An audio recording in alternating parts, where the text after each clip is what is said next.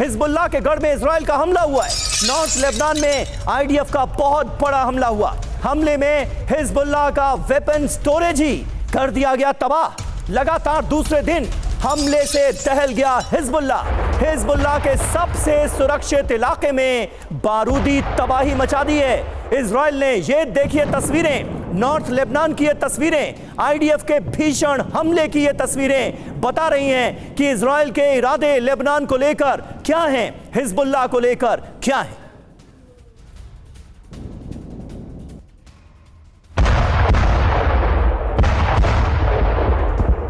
ये देखिए तस्वीरें, नॉर्थ लेबनान में आईडीएफ की तरफ से ये जोरदार हमला हुआ है और लगातार दूसरे दिन हमले से हिजबुल्लाह को दहला दिया गया है। हिजबुल्लाह का ये सबसे सुरक्षित इलाका माना जाता था। यहां पर सारे गोला बारूद वेपन्स इकट्ठा करके स्टोरेज में रखे गए थे हिजबुल्लाह की तरफ से, और इजराइल ने इस डिपो को ही निशाना बनाया है, वेपन स्टोरेज को ही तबाह कर दिया है इजराइल ने इस हमले में।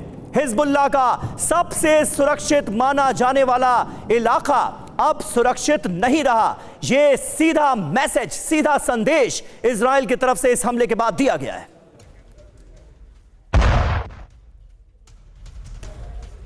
तो इजरायली हमलों से दहल गया लेबनान की बेका घाटी में नबी चीत शहर पर भी हमला हुआ।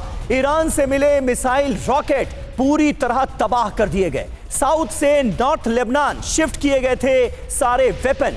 आईडीएफ हमलों की वजह से हिजबुल्लाह ने अपने हथियारों का ये पूरा का पूरा गोदाम शिफ्ट कर दिया था, लेकिन इजराइल ने इसे भी कर दिया तबाह। ताजा हमला जो हुआ है उसकी तस्वीरें आपके सामने। ये दो तस्वीरें बता रही हैं कि इजराइल ने किस तरह से लेबनान को बड़ा जख्म दिया है और हिजबुल्लाह की कमर तोड़ने की कोशिश की है। वेपन स्टोरेज को ही तबाह करके ये हिजबुल्लाह को बड़ी चोट पहुंचाई है आईडीएफ ने। हमले से जुड़ी दो तस्वीरें आपके सामने हैं।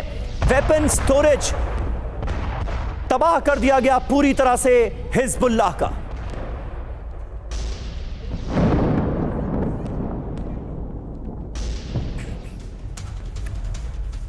और अगली अहम खबर, इजरायली हमलों से नॉर्थ लेबनान में दहशत है। रिहायशी इलाकों के बीच आईडीएफ ने हमला किया।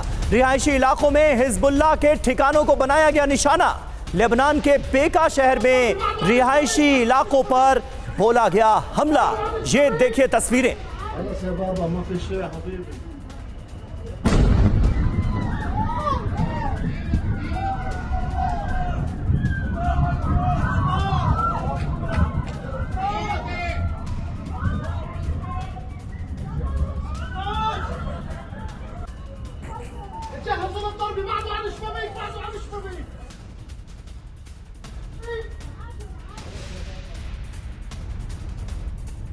तो देखिए, कुल मिलाकर हिजबुल्लाह पर इजराइल का बड़ा हमला अंजाम दिया गया है और एक तरह से हिजबुल्लाह की कमर तोड़ने की कोशिश की गई है।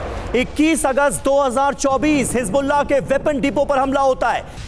तो देखिए, हिजबुल्लाह के हथियार तबाह किए गए और 48 घंटों से इजराइल का लेबनान पर नॉन स्टॉप हमला जारी है। नॉर्थ इजराइल में हिजबुल्लाह के वेपन डिपो को निशाना बनाया गया।